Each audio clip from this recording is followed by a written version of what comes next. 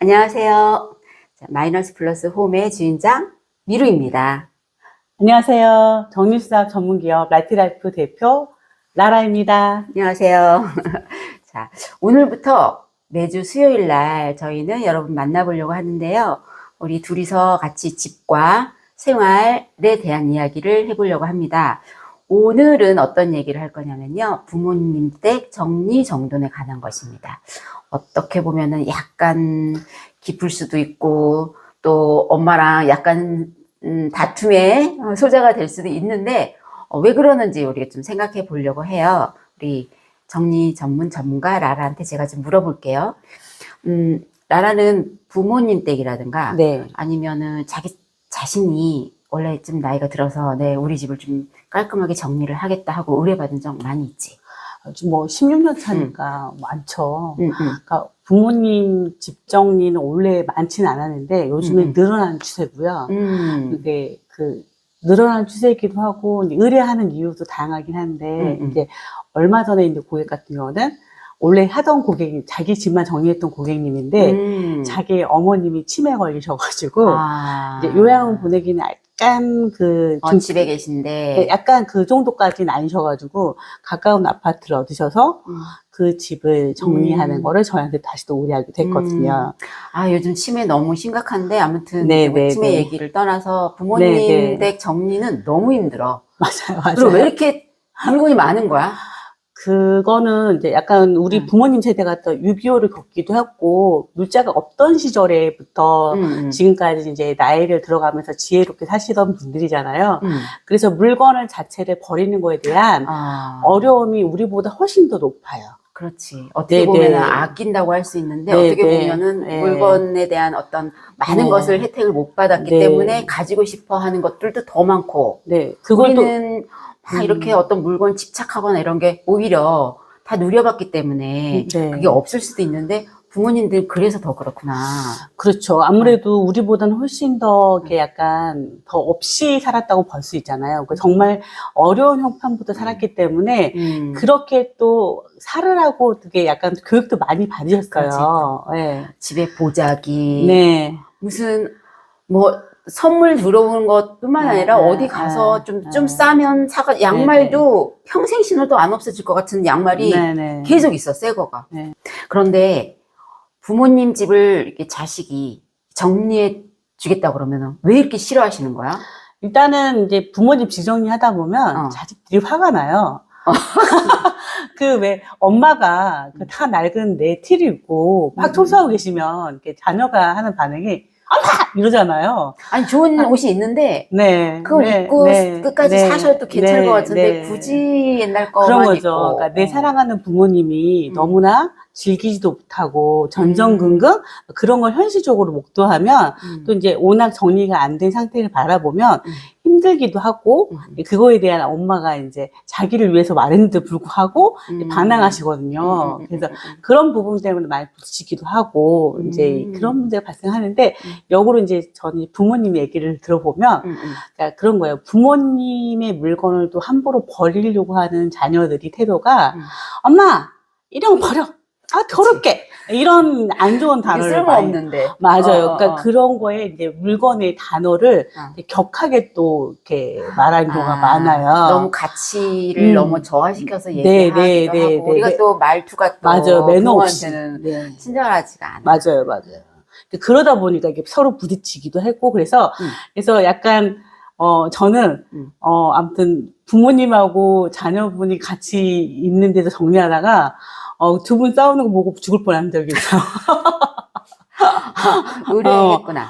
의뢰를 했는데 두 분이 같은 장소에서 격돌하셔가지고 왜냐면 이제 부모님이 설득이 잘 안 되니까 자녀분이 왔는데 너무 격하게 얘기하니까 엄마가 너무 화가 나셔가지고 그래서 우리가 몰래 버리잖아. 근데 이제 그러면 이제 엄마가 상처받죠. 근데 버린지도 모를 때도 있어. 근데 이제 물건이 많아가지고 버렸는데 자기 물건이 없어진지도 모르는 경우가 많아. 그래서 몰래 버린다? 근데 몰래 버린다 해서 많아. 그런데 중요한 거는 제가 예를 들어서 어떤 의뢰가 있었냐면 부모님을 여행시키고 원래 외국에서 살던 자녀였어요. 부모님을 외국에 보내고 주방 정리를 우리 한 거예요. 엄마 주방 정리가 너무 안 되니까. 응. 워낙 한 40년, 50년 살림했으니까 주방이 얼마나 막 냉장고도 막 바꿔주잖아. 살림이 많잖아요. 그래서 딸이 의뢰했는데 저희가 원래 고객이 없으면 의뢰를 안 받거든요. 당사자. 물건의 주인이 없으면. 왜냐면 버릴 버릴 결정권은 이제 그렇지. 그분한테만 있으니까. 전문가 입장에서 그런 거고.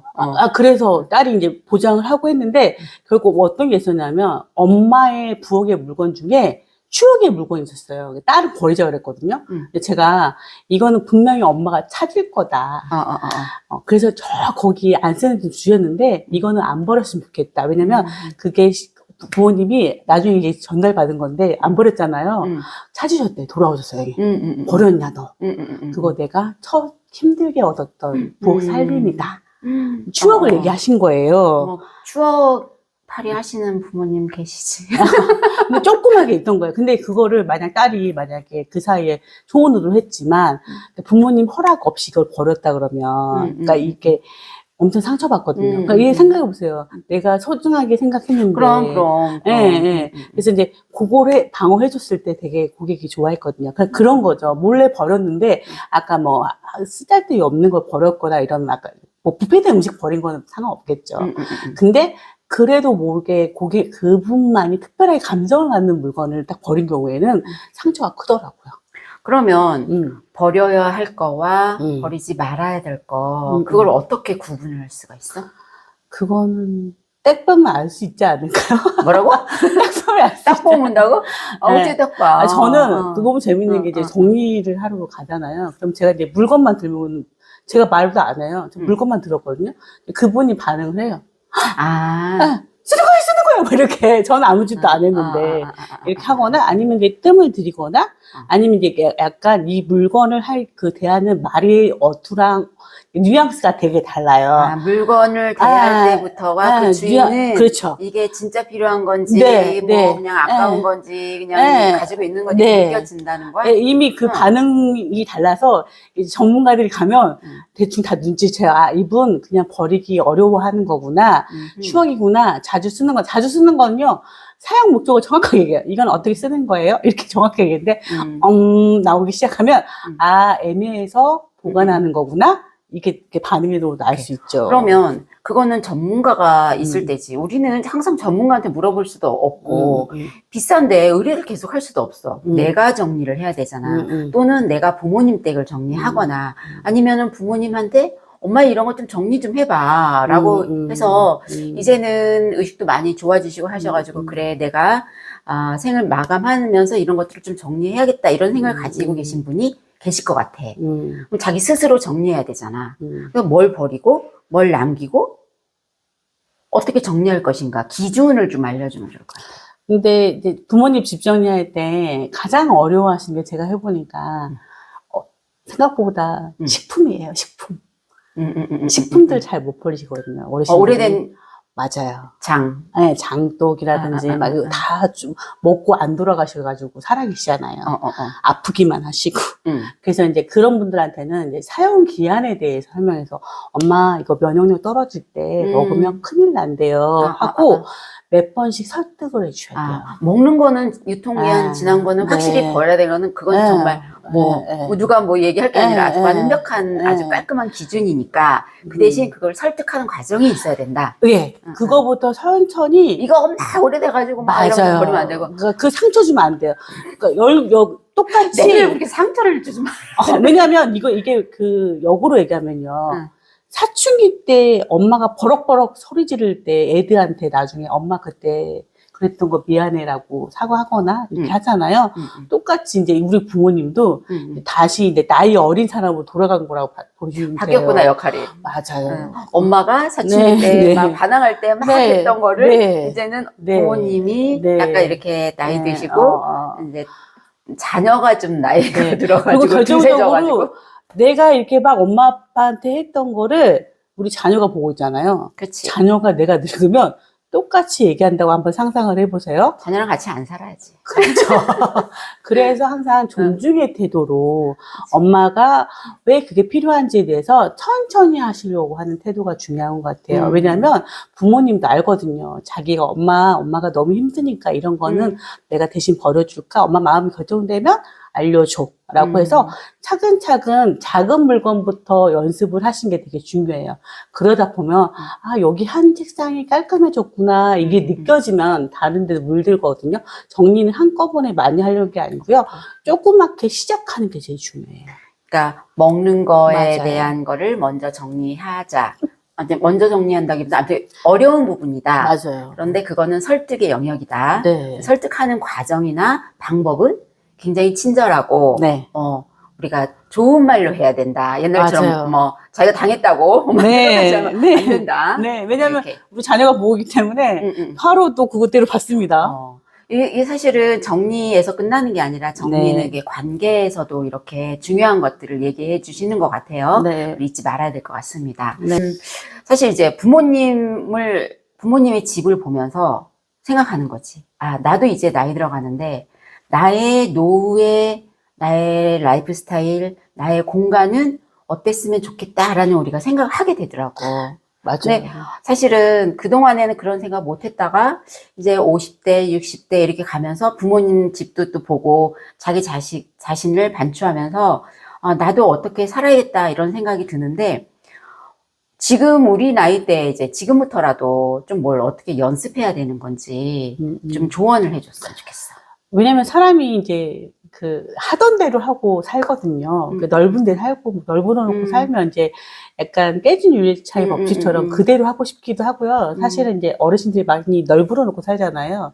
그 이유가 뭐냐면 팔이 잘 안 올라가서 그래요. 아, 오시견 때문에? 그렇죠, 그렇죠. 팔도 그렇고 이거 이제 높은 데다 네, 이제 갱년기를 겪으면서 신체적으로 자기 신체 능력이 떨어지기 시작을 해요.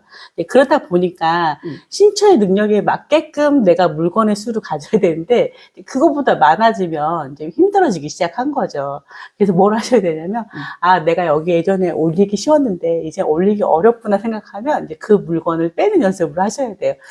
라라, 나는 위도 힘들지만 허리가 안 굽혀져가지고 맞아요. 밑에도 힘들어. 그래서 요즘에 밑에 서랍형으로 나오는 도구가 되게 유행하는 나 게 서랍 밑에 있는 거 꺼낼 때 진짜 네, 힘들고 네. 세탁기하고 건조기 있으면 세탁한 다음에 이걸 맞아요. 빼는 것도 힘들고 그래서 세탁기도 올리고 그런 것처럼 나이 60에 맞아요. 허리가 이렇게 잘 안 굽혀지는데 내가 70대, 80대는 절대 못 하는 거지. 그렇죠. 그러면 이제 모든 물건이 아래와 위는 거의 못 쓴다 생각하고 정리를 하려다 보면은 그만큼 차라리 없는 게 낫다. 그런데 물건 넣을 정도의 물건을 가지지 말자. 그렇게 좀 체계를 하고 연습을 사실은 이게 제일 중요한 건 뭐냐면 버리는 아까 연습을 했잖아요. 그 연습을 하다 보면 사실 버리는 연습의 가장 중요한 건 뭐냐면 내가 버릴 때 필요 없는 물건 버린다고 얘기를 많이 하거든요. 그치. 그렇죠. 근데 이제 필요 없는 물건과 필요 있는 물건을 구별하는 게 생각보다 쉽지 않아요. 너무 어려워. 기준이 사람마다 다 다르니까. 뭐 10년 뒤에 필요한 것도 필요한 거잖아. 근데 10년 뒤가 이제 계산을 해보면 우리 집 집값이 더 비싼 거니까. 우리 엄마는 본인이 이제 뭐 어디 막 가셔가지고 왜 어르신분들 오시면은 막 조금 이렇게 질이 그렇게 좋은 거 아닌데 브랜드도 없는 거 막 전기장판이면 무슨 요매 이런 것들 있잖아. 사가지고 갖다 놓으시고 한 번은 수의를 좋은 거라 그래가지고 막 엄청 주게 사신 것 같아. 꼭 가격은 말씀 안 하셔. 근데 우리 엄마가 재작년 돌아가셨는데 그거 안 썼어. 왜요? 어디 쓴지 몰랐어요? 어디 있는지도 모르고 그게 굉장히 급하게 막 돌아가시대잖아. 이런 장례하고 막 이런데 장례식장 우리가 막 집에 가서 그거 뒤져가지고 이걸로 해주세요. 막 이렇게 안 되더라고. 그리고 이제 엄마가 뭐 돌아가시 전에 어떤 정리하면서 이거는 이거 해라 뭐 이런 것도 없었고 내가 어딘가에 부모님이 그걸 샀을 거라는 생각했지만 그 생각 하지도 못했어. 결국은 못 썼잖아. 맞아요. 쓸데없는 걸 너무 많이 사가지고 쟁여놓는 거야. 뭔지도 모르고. 그러니까 제일 중요한 거는 이제 우리 가족한테 남겨주거나 전달할 거를 잘 체계를 잡으셔가지고 얘기를 잘 하셔야 되는데 이제 그게 안 돼서 저희 부모님도 한번 저희 시댁 어르신들은 일찍 돌아가셨거든요. 이제 그러고 나서 이제 엄마한테 엄마 우리 시댁에서 집문서가 안 나왔어. 이상하지? 왜 집문서가 없을까? 이랬거든요. 근데 엄마가 집문서가 없어? 이렇게 음. 얘기하시더라고요. 그래서 이제 엄마도 짐이 많으니까, 이제 농사지시거든요. 짐이 많으니까 좀 비워봐라고 얘기했는데, 저희 엄마가 그랬어요, 저한테. 아빠가 다 한다. 엄마가 정말 쓰러지셨어요. 4줄 중. 근데 엄마가 병원에 입원했는데 아빠가 아무것도 몰랐어요. 알고 계신 줄 알았는데 몰랐다는 거. 네. 그래서 엄마가 돌아오시자마자, 자기만 아는 그런, 버려야 될 거 있잖아요. 폐기해야 될 거 있잖아요. 정리하셨네. 그거를 다 이제 버리기 시작하신 거예요. 아, 남편은 말해주지 않으면 아무것도 모르는구나. 그러니까 사실은 같이 살고 있으니까 내 마음을 알겠거니 마음속으로 얘기한 거를 마치 얘기했다고 착각하는 경우가 많아요. 그래서 혹시라도 내가 정리를 하고 나서 누군가한테 전달하고 싶으신 거 있으시면 꼭 파일을 만든다거나 주고 싶은 거를 자녀와 대화하시는 게 제일 중요해요.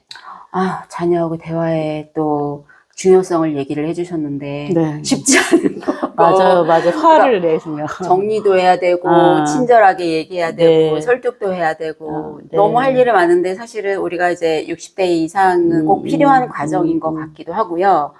또 물건을 줄이기도 해야 되지만 남은 거에 대한 정리와 그거를 서로 소통해서 알고 있어야 된다는 거. 맞아요. 이런 것들은 우리가 부모님 돌아가시면서 다 느끼는 거인 것 같은데 이런 것들을 하면서 결국은 어떤 전문가의 이런 조언을 통해서 우리가 좀 많이 배우고 하고 내 삶을 잘 정리할 수 있으면 좋을 것 같아요.